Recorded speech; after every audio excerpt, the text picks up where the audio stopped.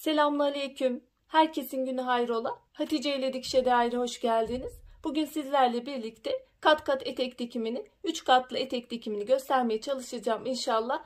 Çalışmaya geçmeden önce kanalıma ücretsiz bir şekilde abone olup yandaki zili de aktif hale getirirseniz yüklediğim tüm videolardan haberdar olabilirsiniz. Ayrıca bizi Instagram'dan Hatice ile hesabından da takip edebilirsiniz.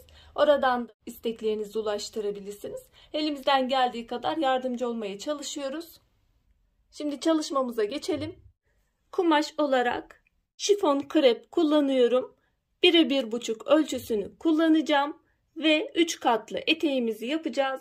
Altına da şöyle fisto güpürüm var. Kullanabilirim. Tam karar veremedim. Ölçülerle ve büzgülerle alakalı videolar var. Açıklama ve yorumlar bölümüne link bırakacağım. Ayrıca diğer diktiğim katlı eteklerin linklerini de bırakacağım. Bir videoda ayrıntılı bir şekilde kesimini de göstermiştim. O videoya da bakabilirsiniz. Başlayan arkadaşlar için tüm detaylarıyla anlatmaya çalıştım. Burada 1'e 1,5 ölçüsünü kullanıyorum. Burada ilk katı belirlemek için basen ölçüsünü kullanıyoruz. Lastikli bir etek yaptığımız için basen ölçüsünü baz alıyoruz. Eğer fermuarlı yapacaksanız bel ölçüsünü baz almanız gerekiyor. Basen ölçüsünü baz alıyorum. Baseni aldım. 100 artı 8 santim bolluk payı verdim. Bolluk payı istediğinize göre verebilirsiniz. Artı 2 dikiş payı olarak bırakıyorum. İkinci kata geçtiğim zaman birinci katı referans alıyorum. Birinci katı alıyorum ve artı birinci katın yarısı kadar bir ekleme yapıyorum. Burada 110 oldu. Artı 165 oluyor ama ben yuvarlama olarak 160 aldım. 5-10 santimden hiç fark etmez. Üçüncü kata geçtiğim zaman da ikinci katı referans alıyorum. İkinci katı alıyorum. Artı ikinci katın yarısı kadar bir ekleme yapıyorum. Burada benim ölçüm 160 olarak ikinci katı aldım. Artı yarısı kadar bir ekleme yapıyorum. Ölçüm 240 santim oluyor. 5-10 santim katlar arasında fark etmez. Eğer katları çoğaltacaksanız 1'e 1,5'un altına da ölçüyü inebilirsiniz. Katlar fazlalaştıkça kumaş daha fazla gidecek ve daha fazla büzgülü şekilde kumaş olacaktır. O yüzden 3 katın üstüne çıktığınız zaman kesinlikle 1'e 1,5'un altına inebilirsiniz. 1'e 2 ölçüsünü kullanmayın fazla katlarda. 1'e 2 ölçüsüyle de yaptığım çalışmalar var 3 katlılarda. Onlara da bakabilirsiniz. Link bırakacağım. Ölçü alma şeklimiz bu şekilde. Birinci katı da 2 parça halinde aldım. 55-55 110 yapıyor. İkinci katı da 2 parça halinde aldım. 80-80 160. Üçüncüyü de aynı şekilde 2 parça halinde aldım. 120 240 santim yapıyor. Birinci katı büzgü yapmıyoruz. Olduğu gibi birinci katı bırakıyoruz. Ben bütün kumaşlarımın kenarlarını overlock gittim. İpliklenmesini önlemek için bu şekilde büzgüleri yapacağım. Eklemeden büzgüleri yapacağız. İkinci katın iki kumaşın da üst tarafını büzgülerini yapıyoruz. Üçüncü katında üst tarafının iki kumaşında büzgülerini yapıyoruz. Şimdi büzgü yapımıyla başlayalım. Büzgü yapımı için tansiyon ayarını en yükseğe çıkarıyoruz. 9'a çıkarıyoruz. Dikiş adım uzunluğunu da en yükseğe alıyoruz. Seyrek bir dikiş yapacağız. Ayrıca bir de iplikleri uzun bırakıyoruz. Ve pekiştirmiyoruz. Başlarken de bitirirken de pekiştirmiyoruz ve iki kenardan da iplikleri uzun bırakıyoruz.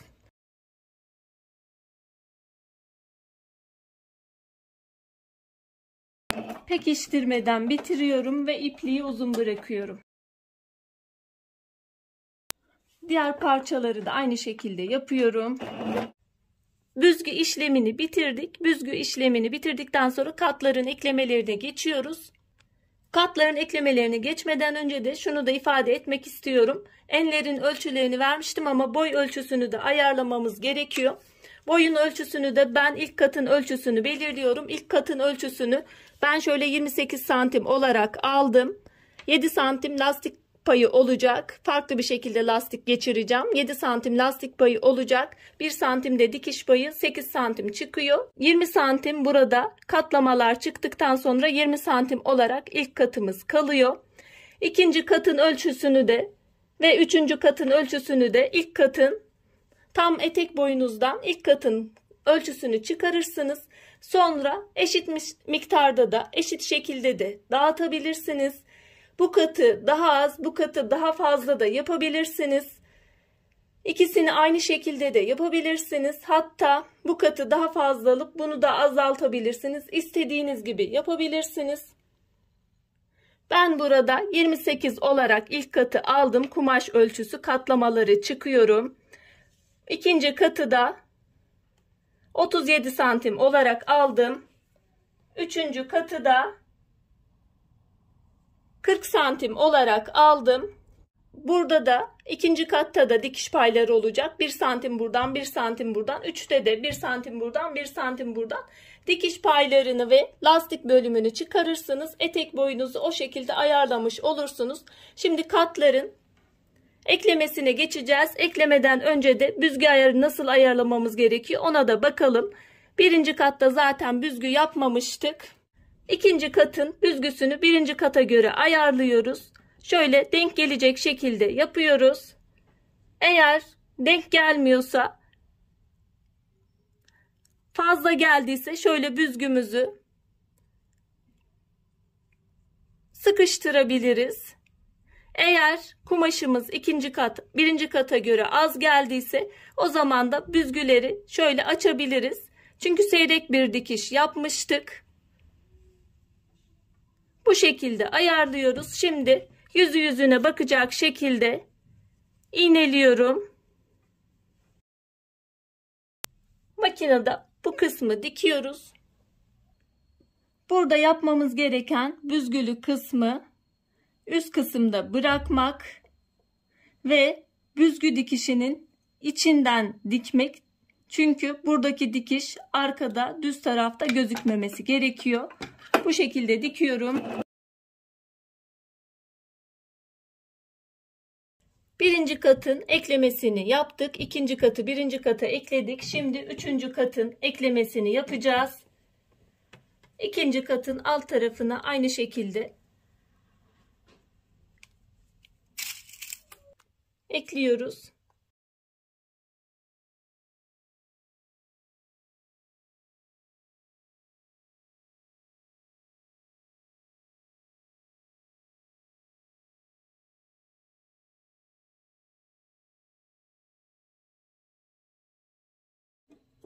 Üçüncü katı da ikinci kata ekliyorum. Böyle bir aparat kullanıyorum. Büzgülerin ayarını düzeltmek için de kullanabiliriz. Büzgüleri makinenin baskı ayağının altına itelemek için de kullanabiliriz. Alışkanlığınıza bağlı. Kolaylık sağlıyor yalnız. Katların eklemelerini bitirdik. Her iki tarafı da arkalı önlü aynı şekilde bitirdik. Şimdi yüzü yüzüne baktıracak şekilde, yüzü yüzüne, temiz yüzler birbirine bakacak şekilde iğneliyoruz. Şuradaki dikişi dikişe denk getiriyoruz. İğneledikten sonra iki yan kenarı dikiyoruz. Yan kenarın dikimlerini yaptık. Kenarları kapattık ve temizlemesini de yaptık. Zaten ben ilk başta overlock gittiğim için tekrar bir temizleme yapmıyorum. Şimdi bel kısmına geçiyoruz. Bel kısmında şu şekilde 7 santimlik bir katlama payı almıştık, ayarlamıştık. 7 santim katlama alıyorum. 1 santimini arkaya doğru. Kumaştan dolayı çok belli olmuyor ama 1 santimini şu şekilde alıyorum. Arkaya doğru kıvırıyorum. 6 santimlik 6 santim ölçüm kalıyor. 7 santim aldım. 1 santimin arkaya kıvırdım. Bu şekilde dikeceğiz. Önceden overlock gittiğim için iki kenarı da şöyle kenarları yan yana ayırıyorum. Şu şekilde değildi. Hem kolaylık olacak dikişte de kaba durmayacak. Bu şekilde ayarlıyorum. 1 santim içeri doğru kıvırdım. Ve 6 santim alıyorum. Şurada dikişe denk getirerek katlama yapalım. Dikişimiz düzgün olacaktır. 6 santimi ayarladım.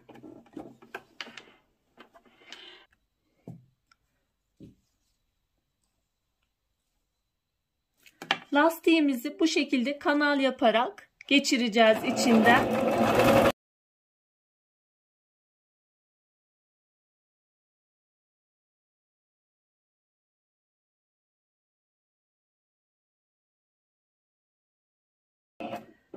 Lastik geçirmek için bir kısım bıraktım, dikmedim. Şimdi üst kısma geçeceğiz. Bu kısımda lastiği bırakacağım. Bu üst kısım fırfır şeklinde kalacak. Buradaki dikiş aralığını da geçireceğimiz lastiğin ölçüsüne göre ayarlama yapıyorum.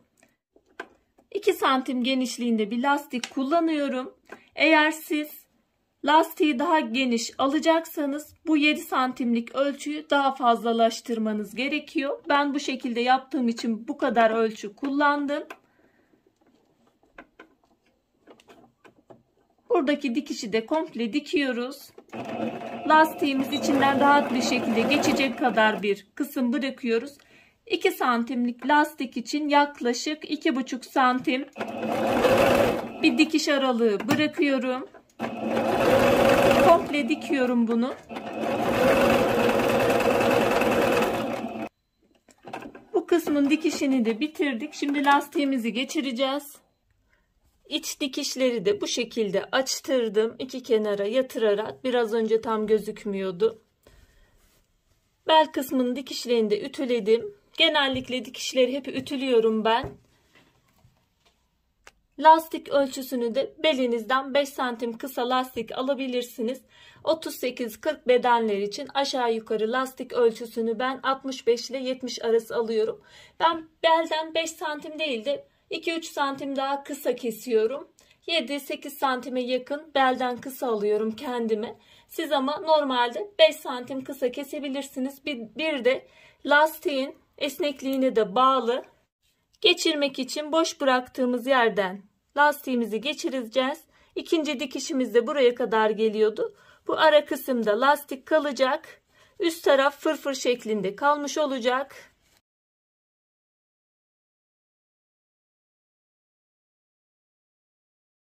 Geçirdikten sonra lastiğimizi şöyle üst üste yerleştiriyoruz.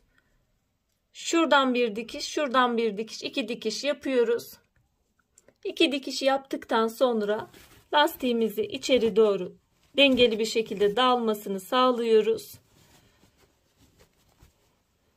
Ve geçirmek için bıraktığımız kısmı da dikiyoruz. Geçirmek için bıraktığımız boş kısmı da diktik. Bel kısmımız bu şekilde oldu.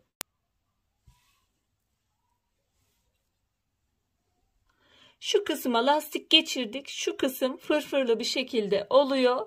Kumaştan da olayı çok belli olmuyor ama bel kısmından sonra etek ucu kısmına geçiyoruz. Eğer altına hiçbir şey dikmeyecekseniz şu şekilde bir kıvırıyorum ince kumaşlarda. Overlock çekmeme rağmen bir daha kıvırıyorum. 2 kıvırma yapıyorum. Bu şekilde dikiyorum. Ben fisto dikeceğim için fiston üzerinde temizledim overlockla. Kendi renginden de yapabilirsiniz ama altta kalacak. Kumaşıma uygun renkler zaten. Şu şekilde bir kere kıvırıyorum arkaya doğru. Ve fistoyu şu şekilde yerleştirerek fistonun üstünden hem burayı dikeceğim hem de fistoyu birlikte dikmiş olacağım. İkisini tek dikişle yapmış olacağım. Fistoyu yerleştirdim ve bir tane kıvırıyorum.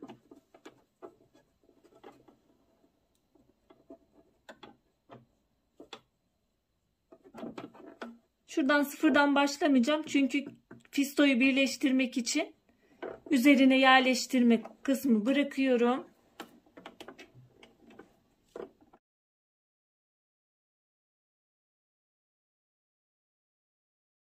Sona geldiğim zaman şurada fazlalık bırakmıştım. Başlamamıştım ilk dikişte. Şu şekilde arkaya kıvırıyorum. Benim fistonun motifi de birebir denk geldi zaten. Şöyle birbirini tamamlayacak şekilde yerleştiriyorum üstüne.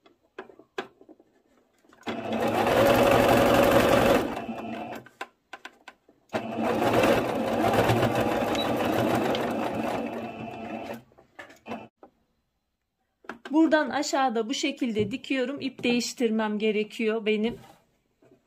İpimi değiştirip buradan aşağıda bir dikiş yapacağım.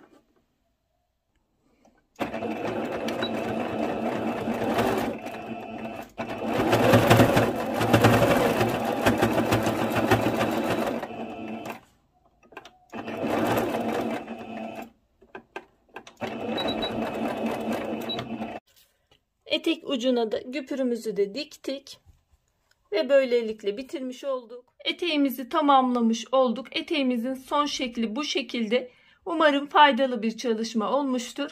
Yapmak isteyen, denemek isteyen arkadaşlara kolaylıklar diliyorum. Allah'a emanet olun. Hoşça kalın, sağlıcakla kalın.